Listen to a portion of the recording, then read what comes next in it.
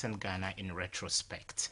And Right. soon we shall take a short clip on the portrait of the Republic of Ghana. Right. But as a mother and as a stateswoman, what do you feel nostalgic about, and what are some of the things about the good old days you wish could be resuscitated today? Uh, Actually, I feel that nations grow. So sometimes nostalgia is not the way to look at things. Nostalgia is not the way to look at things because things happen within generations. And I know when I was growing up, my mother used to think that our generation was missing out a lot, which I never thought like that, you know. So I would like us to see Ghana in terms of growth and development rather than the good old days, because there were no mobile phones in the good old days, you know, and yet the mobile technology is doing great things for us, in addition to things that we probably don't want.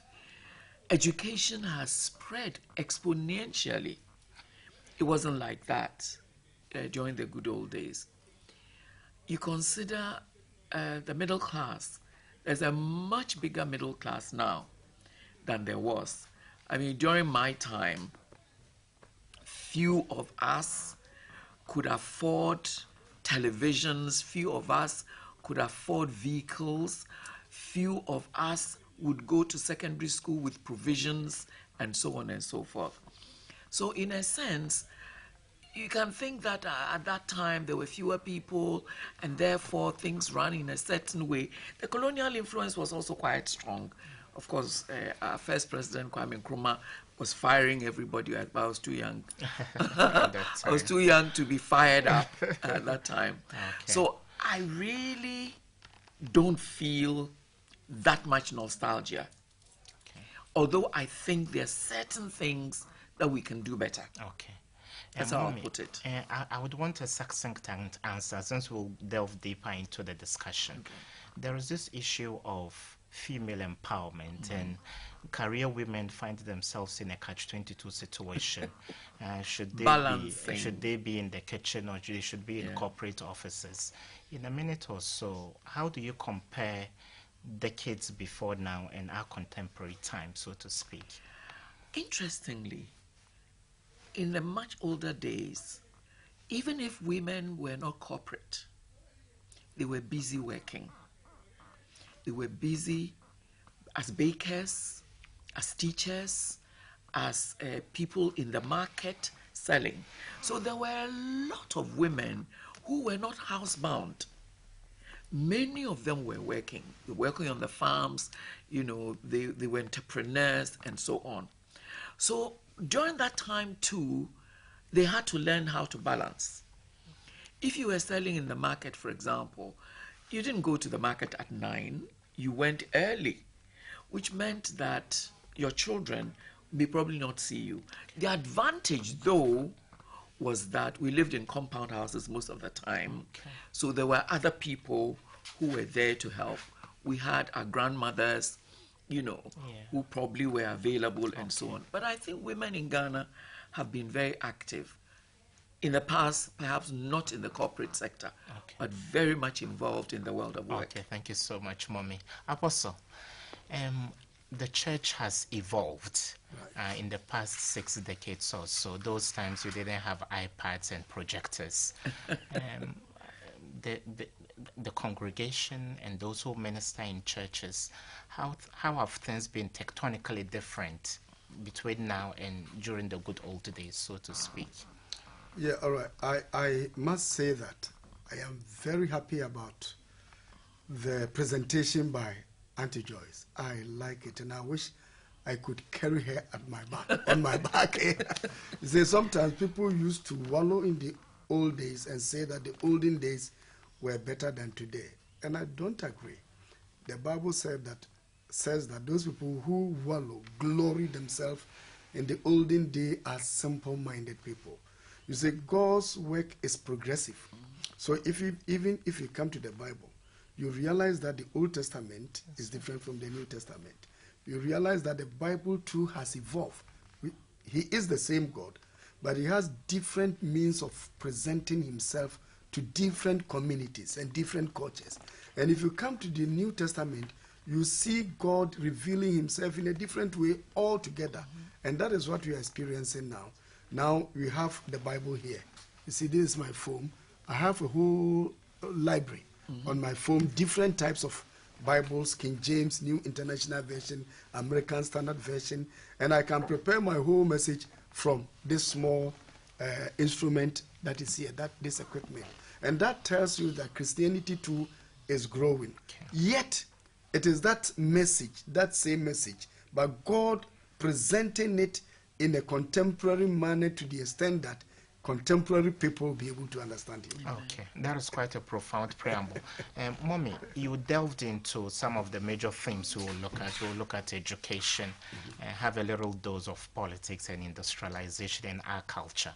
But before then, we go for a quick commercial break and look at a short clip on the portrait of this nation. We'll be back shortly.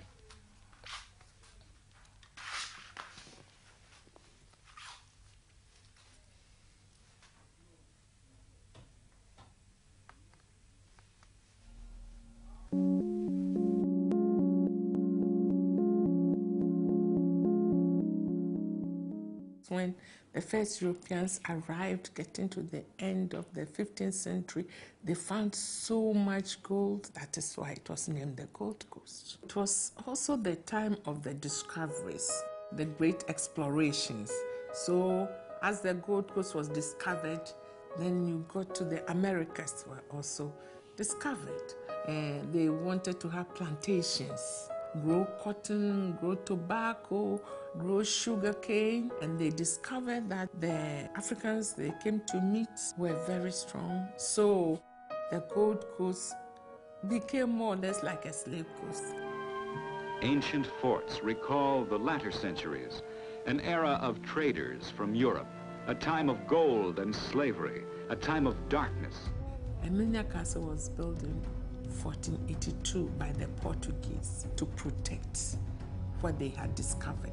It was the first fortification that was built for the trade. So along the coast were dotted quite a number of these fortifications where slaves were kept and shipped off to the Americas.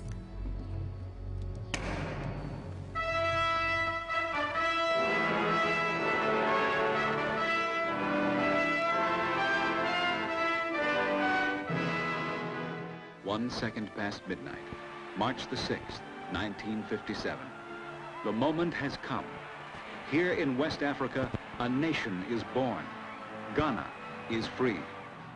Ghana was the first country in sub-Saharan Africa to gain independence, and it was great news for Ghana and the rest of Africa. Fortunately, we had a leader, Kwame Nkrumah, who had experienced a bit of racism in the Americas, who had lived in Britain before, and so who was quite passionate about the rights of Ghanaians to take care of themselves. He said, we prefer independence with danger than servitude in tranquility. You're welcome back. You are still watching the issues on GTV, and today we are with Dr. Joyce Aye and Professor Apostle Onyina. We are discussing a very important topic, Ghana in retrospect. Mommy, just gone by was a short clip, yes, and you've indicated that we shouldn't wallow in the glory of the past, yes, by whining and whinging about things we were able to do that we can't do today. There have been 5 coups d'etats since Nkrumah's time, but during those military juntas, there was more discipline. Now we have democracy, and people are even floating the idea of men getting married to fellow men and women getting married to fellow women, and they see homosexuality as an integral part of democracy that offers them liberties. How do you compare the two different systems politically? First of all, I'd like to say that democracy, though it brings liberties, does not bring license. And I think a lot of us have to understand that freedom comes with a lot of responsibilities, because my freedom ends where yours begins. And we can't just be so self-centered as to think that because something pleases us, we should do it as we wish. Having said that, what we must ask ourselves is, was the discipline during those juntas real? How is it that immediately after that, we sort of even become worse than we were before? So it means that there was fear of punishment that perhaps a lot of people didn't want to get involved in because of brutalities and so on. Because it is a little frightening that after so many hunters, we don't seem to have caught on to the disciplines of integrity, the disciplines of time management, the disciplines of accountability, and so on. So as a people, we must really ask ourselves, will we become better only when somebody is holding a stick to us? Or will we have the kind of paradigm change which will enable us to deal with our current situations with a kind of pride that pushes us to do better? I would go for the second. Because I think that as a people, the world has become small. We can see what is happening in other countries where the people practice discipline as a culture, where part of the discipline is also instilled by institutions that are working, by structures that are working. For example, you go to Rwanda, you drop something on the floor, and you'll be penalized. It's not because they're soldiers roaming the street, but somehow they have instituted some disciplinary measures and been able to educate the people to take pride in having a clean environment and to also be penalized if you do something wrong. I'd rather we go that route. Okay. Prof, some have always indicated that our constitution separates the church from the state. But currently you have some, pastors dabble in partisan politics. Those days during Chairman Rawlings's time, I believe that even though you were elderly people at the pulpit, and there were things you couldn't say. People prophesying that Party A or Party B is going to win an election. How do these changes come to you politically? Well, pastors, by their very profession, are still politicians. But I like the fact that you brought the issue that some are becoming partisan politics, or they are getting involved in partisan politics. So pastors shouldn't be partisan in their work, because you have all sort of political party members in your church, and you should be able to minister to all of them. Once you become partisan, you will not be able to minister to some of your church members. But when it comes to those people who are prophesying, now we have a very big challenge as a nation. There are many charlatans within the system. So you wouldn't know truly those people who are pastors and those who are not pastors. The Bible says that by their fruit you can know them. But when you come to ministerial ethics, you are not supposed to come publicly and prophesy that this man is going to win and this man is going to fail. No, it's not part of the pastoral ethics. No, you should not do that. It's a mistake that some of them are doing. But perhaps those people are not trained in the profession so that they'll be able to come out with the ethics of the profession. So, unfortunately, the charlatans are going around and trying to, in a way, disgrace the profession of ministry, but they are not supposed to do that. Apostle, Mommy mentioned Rwanda. Paul Kagame has ordered about 6,000 churches shut down. And when she gave a good example of sanitation, she mentioned Rwanda. Do you think people being puritanical and dogmatic about their faiths is having a negative effect on our national productivity? No, well, if you go to, let's say, Rwanda, we have a church in Rwanda. And if we take into consideration what he's doing, he's not actually persecuting the church. It seems he has initiated that because of what some of the churches are doing. It has affected some of our local assemblies, but not the church as a whole. Our pastor attended our just ended council meeting, and when he explained the situation to us, we realized that the president is not actually persecuting Christians as some people would think, but he was concerned about some of the mushroom churches and mushroom ministers who are going about deceiving others. He therefore wanted the church to be a church. You are registered, you have everything right, you have your own worshiping place for you to be able to function as a church. So when we come back home, some time ago, the Ghana Pentecostal and Charismatic Council issued a statement trying to say that we were very much concerned about what was going on. And we think that the government could come out with a situation where the government has to allow all churches to function under one of the ecumenical bodies. In fact, even the para-church organizations in the countries are under the ecumenical bodies. If you are under an ecumenical body like the Christian Council of Ghana, the Ghana Pentecostal Council, the NAC, National Association of Charismatic and Christian Churches, if you are under one of these ecumenical bodies, the body would be able to train you and order your steps in case you are going wrong. And when you do something that goes against the law of the land, the leadership of the ecumenical body can advise you. And that will bring sanity to the system. The fear of some of the people was that if you are not careful, maybe some stronger churches would, in quote, persecute the new churches. But if you don't do something about it and examine the trend, the current trend, it will go out of hand. And if you are not careful, some of these charlatans would even destroy some members. They will destroy them, or they will cause a complete havoc to a whole community. It's quite dangerous. Okay.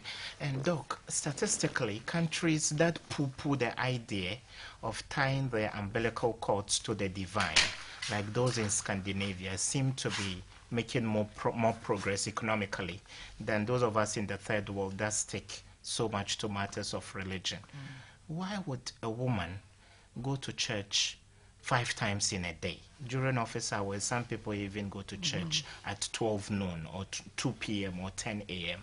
How do we, strike a balance between our religious life and our productive national life? I'm not so sure whether it's because we are that religious. I think we have a fear of the spiritual world. But if your faith, if you really have put your faith in God, who you know loves you and wants the best for you, if you know that God has given you a brain, God has given you hands, God has given you time, God has given you talents, and has actually mandated you to use these things for your benefit and for other people's benefit, then the issue will not be, looking at everything from a negative divine situation. Because it's the negative divine situation that makes them want to go for prayers at all times. But if you know that God, the divine creator of the heavens and the earth, and the one who orders our steps, wants our best interests, then you would seek him and you will do the things that you know will bring you. You will not be afraid of witches and wizards and so on, because you know that the one you have believed is greater than these people.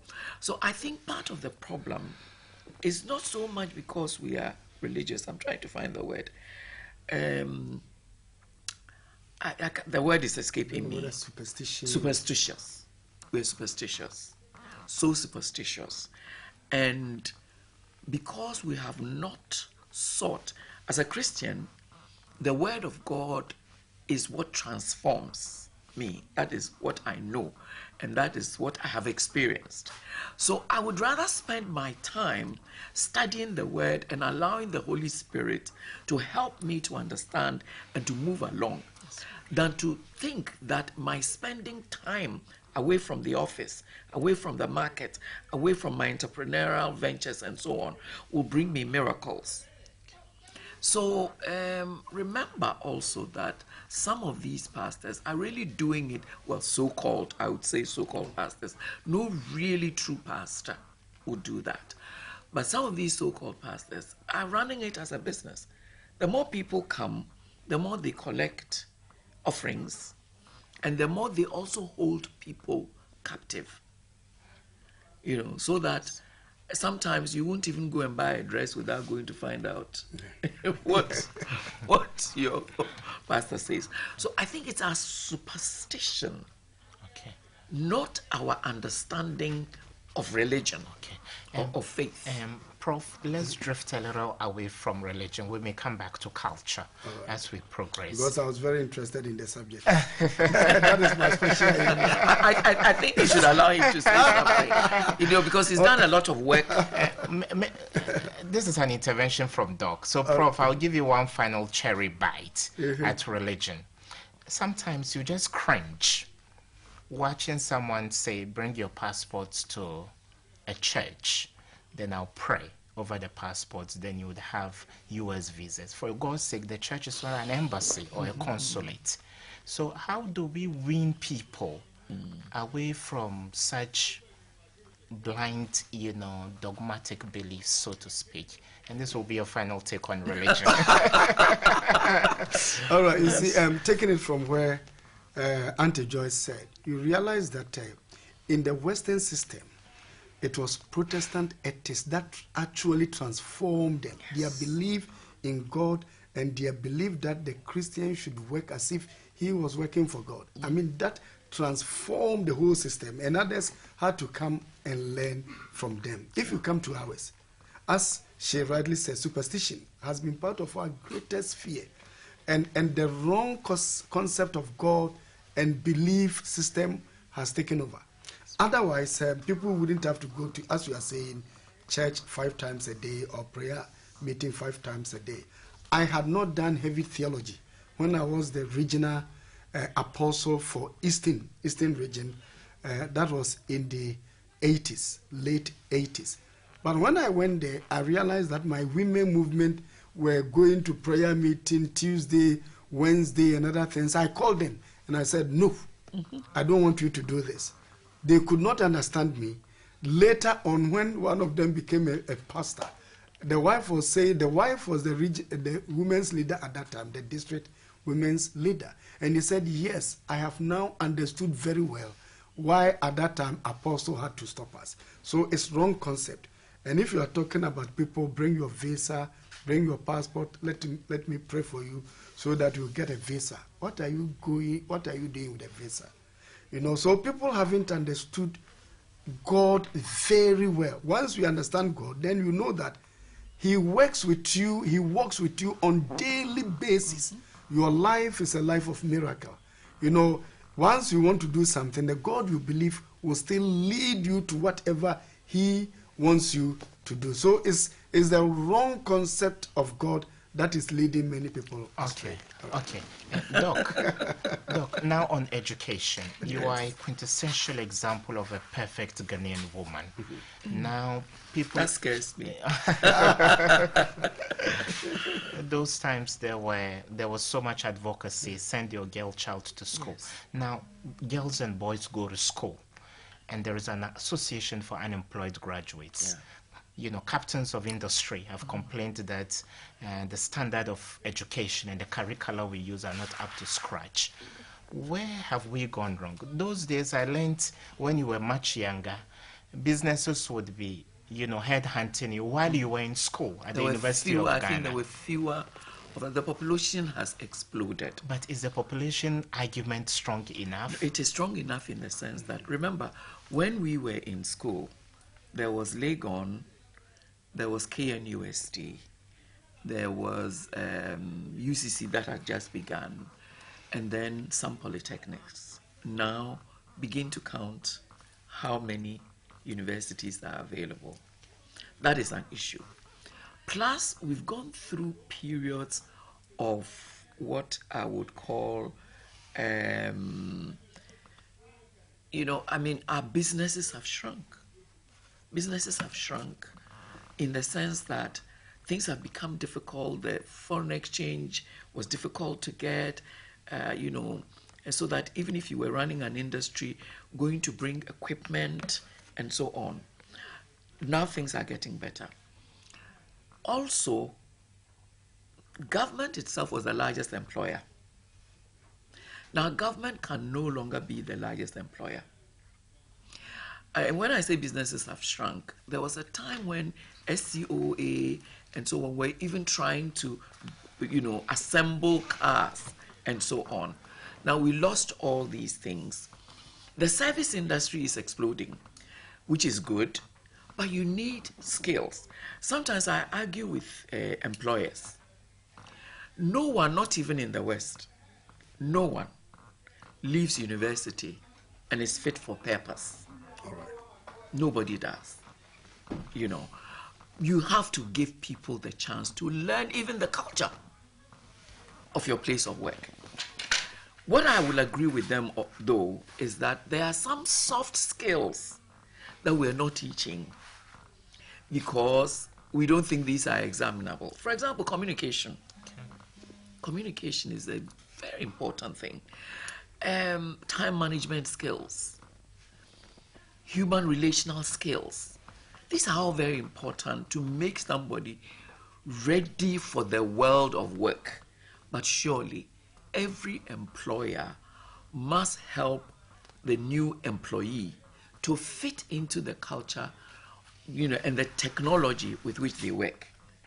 So I'm not always happy when people say we're raising people who are not fit for work. And I ask these employers, exactly what are you looking for? Because if you are in industry and you want your mechanical engineers to be of a certain readiness, I think you should be working with the universities to make sure that you can bring some people to come and do some internship with you, help them to understand the way your particular industry works. But I do agree with them.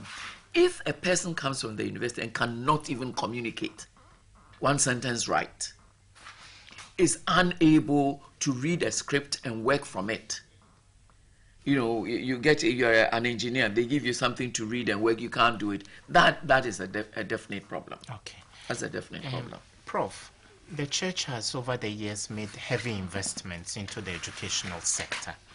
But are you comfortable with the wishy-washy and vacillating nature of our educational policies? First O and A levels, then we decided the senior high school system, then 4 years, then 3 years. It looks like we are toying with the future of our young ones. How do you view the way Ghana formulates policy around education? Yeah, if I would toe Auntie Joyce's lie, now that we have 3 years, I would rather think that we should center ourselves or focus on what can we do to improve the 3-year system, instead of wasting our time for the past, whether it was good or not. So that now that we've come to this 3-year SHS, then 4-year university, how can we improve upon these two approaches? I think that it is up to the lecturers to do their best by helping the students to learn and to utilize the time that they have with them in such a way that they wouldn't waste time giving them work to do, and then imparting the students in such a way that before you pass through a class, a subject, you must have acquired the knowledge and the skill to be able to do what you have been trained for. So it's the responsibility of the teachers to use the time that they have with the student and maximize the time in such a way that before a student comes out, he or she is a professional in whatever she has learned. May I interject? Thank you, Prof.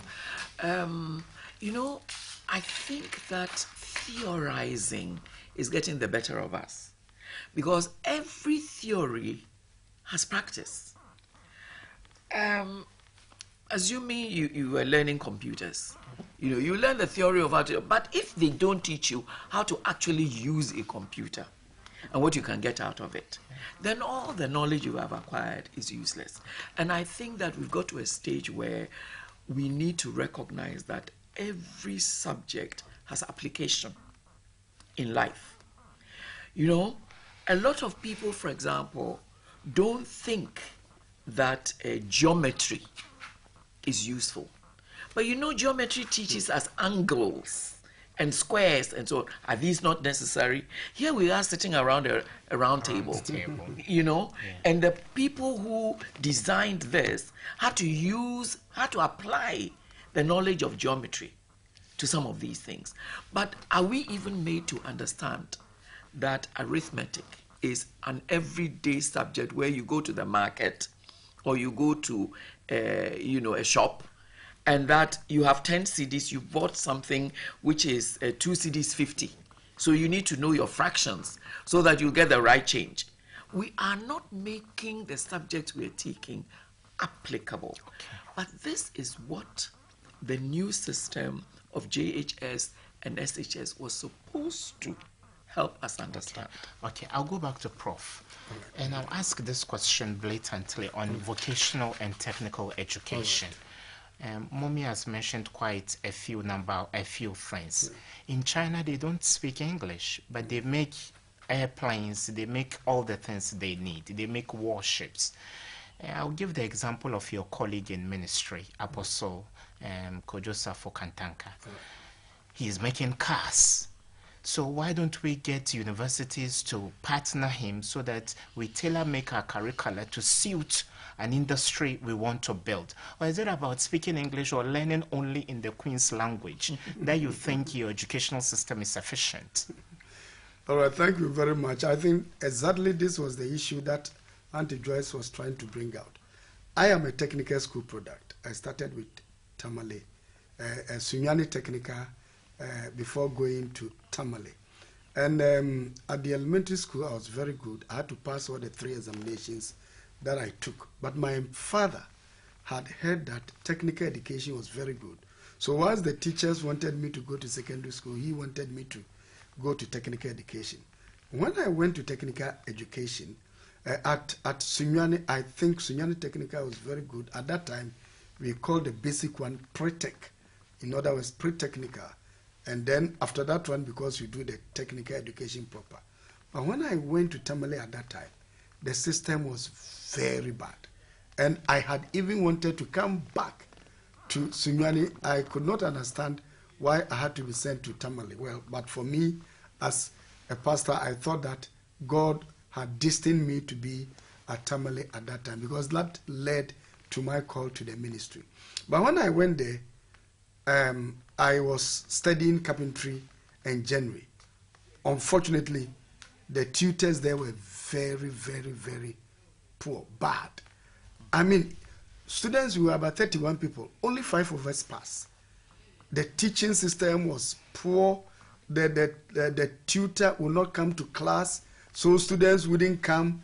And if it is theory, he wouldn't teach you well. So before leaving the technical institute, you had not acquired any skill.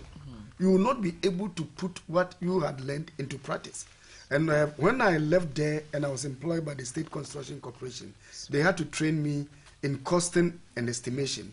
I had to quickly learn and was able to do it. But I realized that the education system was very poor. The teachers were not putting in their best. So the students who came out had not been trained and they did not own any profession. This has been the situation. So the situation is that we don't actually train people to be very skillful in their profession. So he may have the name, but if you're an engineer and you come to the office and put on tie and just walk about and not go into where the work is, then you are not being good engineer. So I think one of one of the areas that we are losing as a nation and some parts of Africa is that we are not applying what we are learning to practical situations so that you come out from an institution, a university, train in the profession that you are supposed to be doing. Okay. In times past, Mommy, they said education was very expensive. And now we've formulated policies to cushion, people coming from very poor backgrounds. I know you don't want to dabble in politics, but would you... Life is politics. Yes. Mommy, would you dare share your views, your candid views on the free SHS policy and whether it can solve the deficit within our education? I am a product of education. I think education has lifted me up, and God's grace has actually elevated me further. Education is a great leveler, and I believe that everybody in this country needs to get the opportunity to be properly educated, not just schooled, but educated.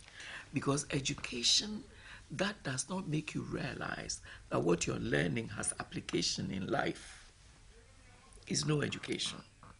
Education that does not make you realize that what you're learning in the classroom is only a foundation that you should build on as you leave the classroom is no real education.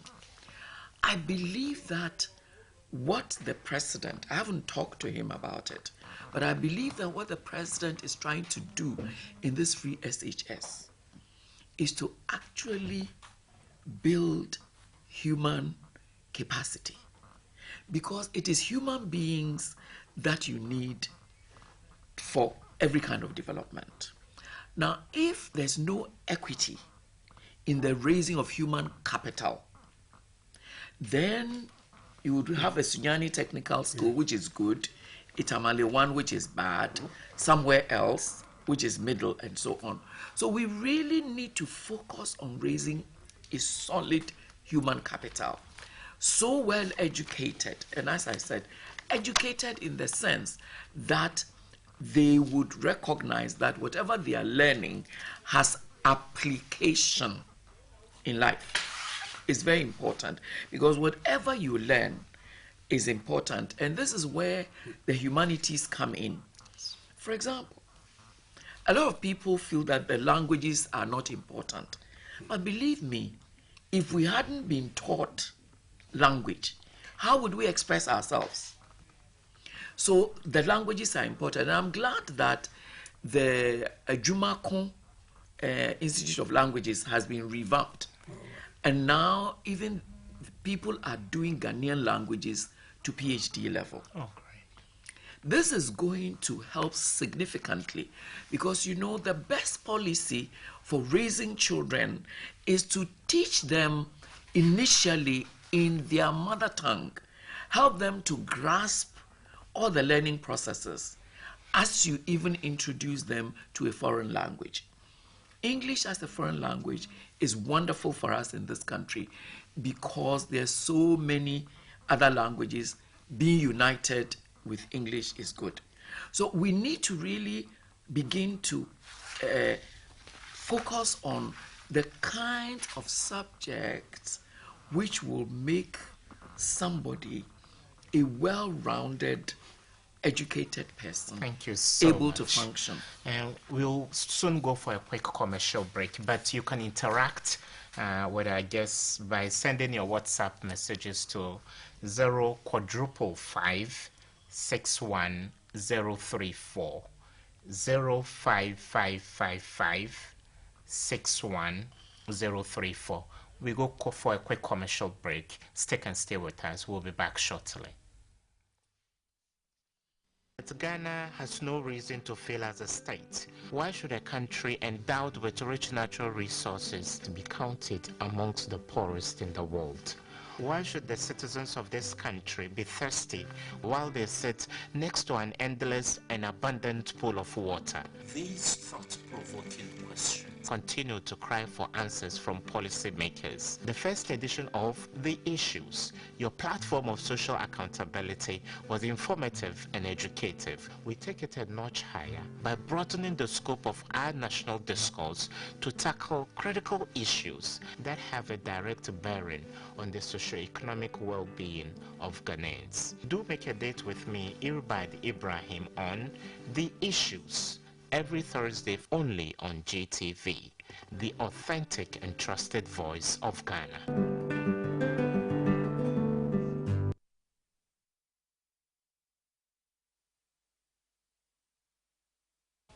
Okay, you're welcome back. You are still stuck to The Issues on GTV, the only platform of social accountability.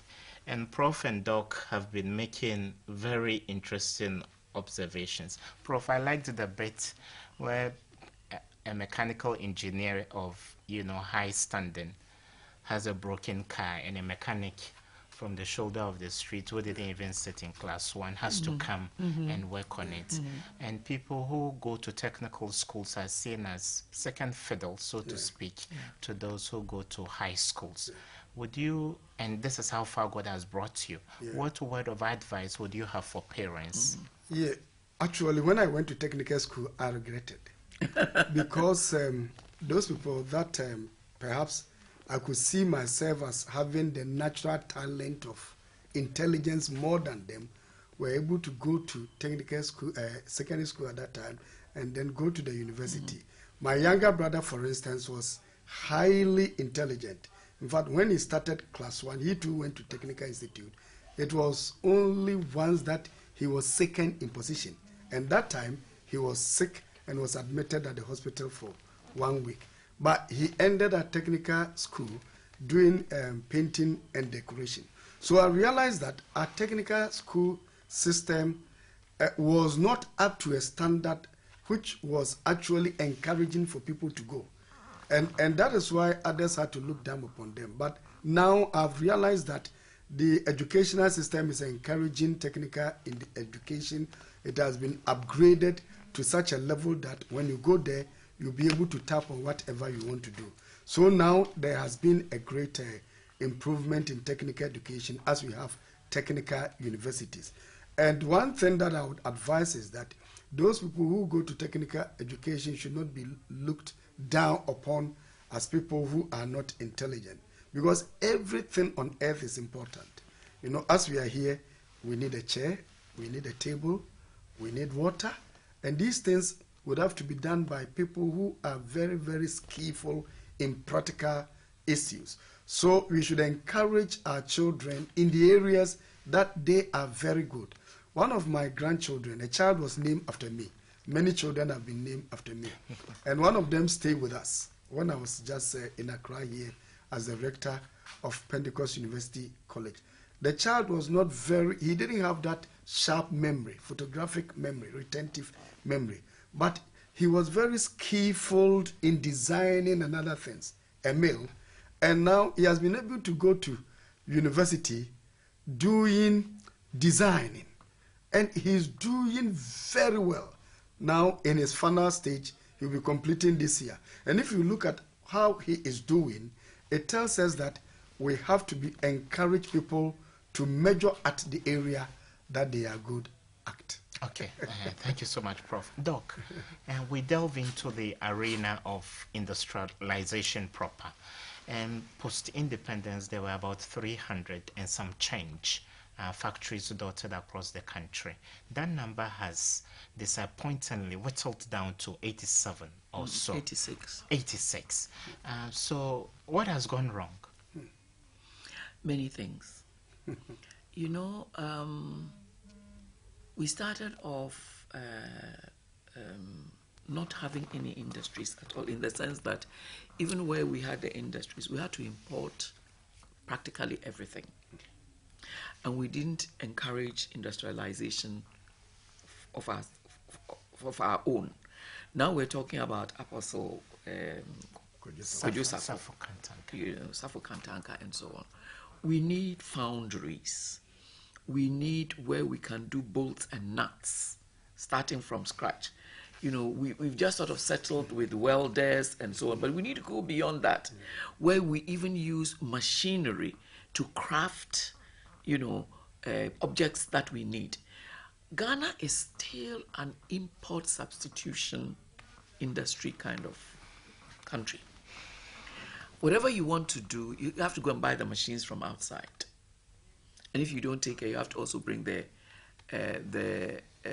raw materials from outside. We need to get to a stage where if a bolt gets spoiled, you're not going to have to go and import that as well. So now that we are resuscitating and even encouraging industries in the districts, those are some of the things we should think about.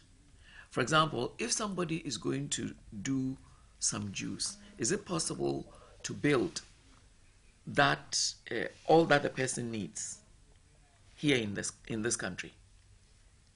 So that too becomes another way of utilizing our engineers and our technical people and so on.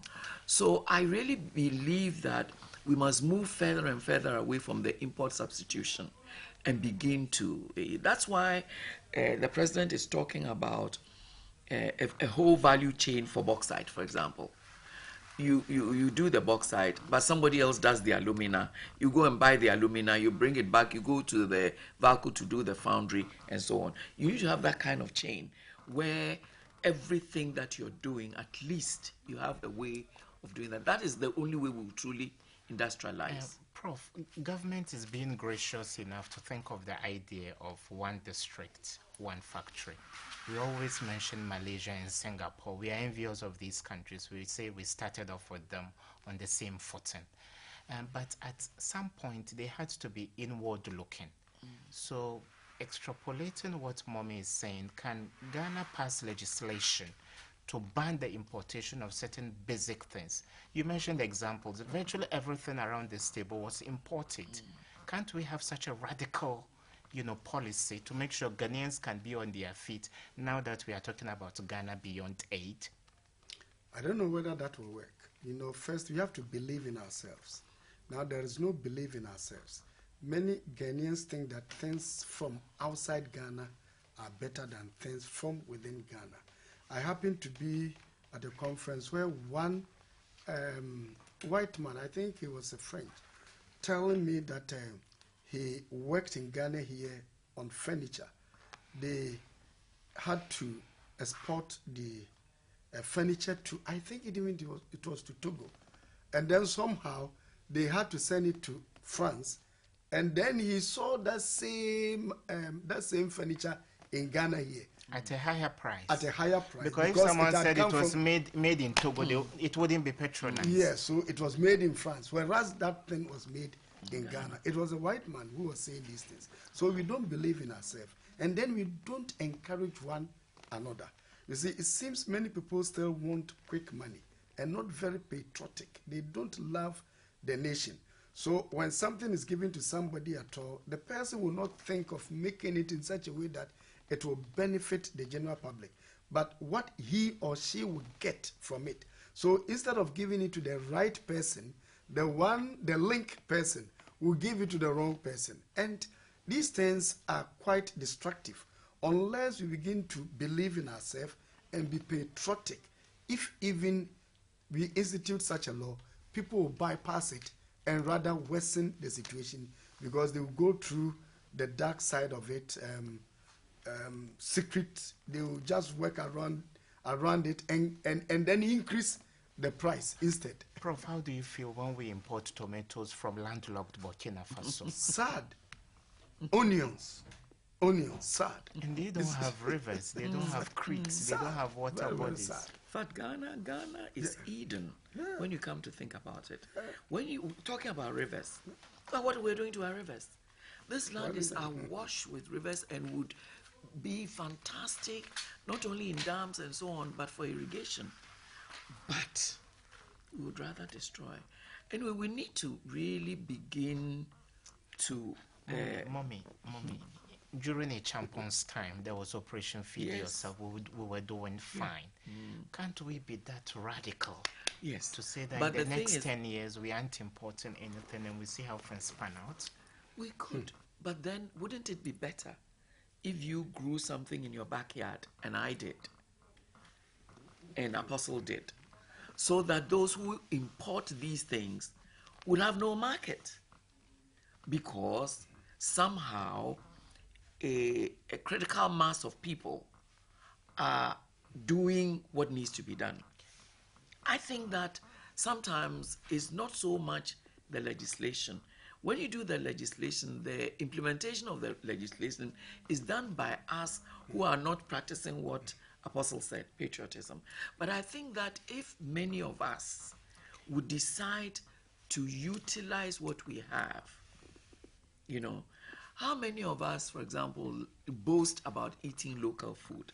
Some of us are shy to talk about the fact that one of the things I like a lot and I eat a lot is green beans soup, the one done in the north. You know, I mean, it's yes. Ayoyo. No, beyond ayoyo, there's beans leaves. I see you don't know. Beans leaves. It's so green and so very healthy, very healthy.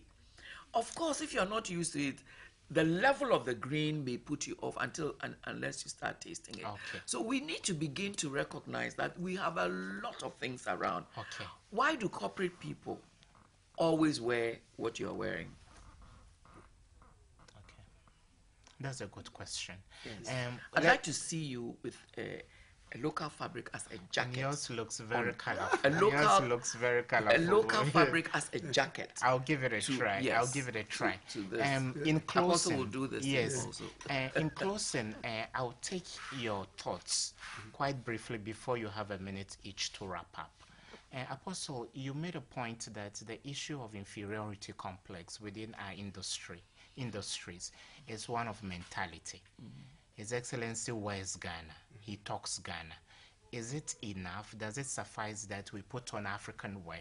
But deep down, we would want made in Italy for our shoes and made in the United States rather than local things. How do we work on our mentality? Yeah, attitudinal change is very important for all Ghanaians.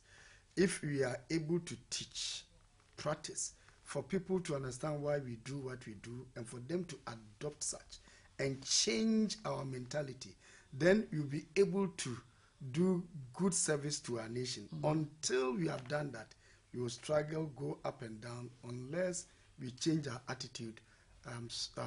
Unfortunately, I'm sorry, you will not be able to achieve a lot. Okay, your closer remarks, Mommy. You can talk on anything. Yes, well, I'd like to see a Ghana whose people believe in the nation and believe in themselves as the people who will be able to make the country what they want it to be. That's my biggest, ambition. And I think we should start with our children and our grandchildren. Let them feel proud to be Ghanaians.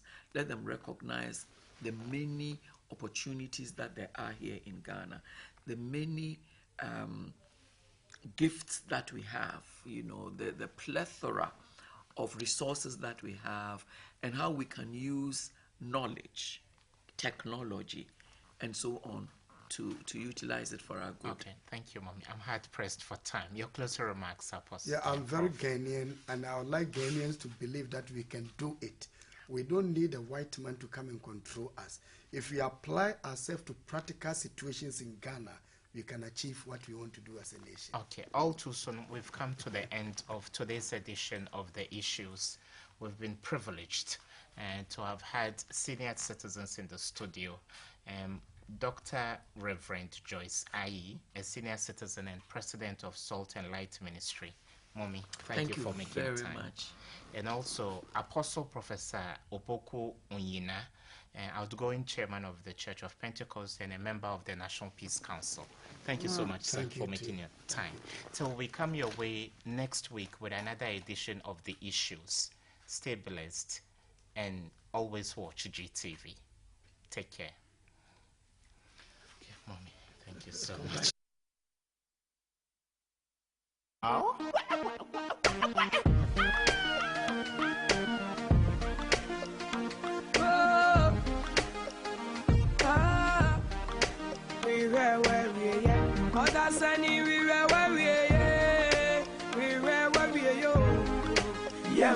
fanko baby ah.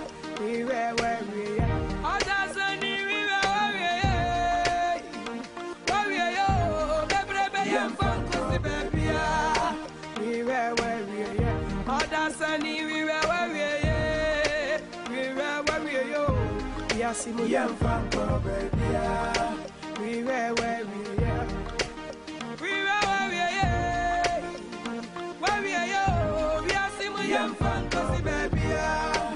Suru any brainy ho, Suru a hunter ho, Osuru on concern ho, Osuru on when you, Osuru on you way ni ho, Osuru ya go to sooner ya go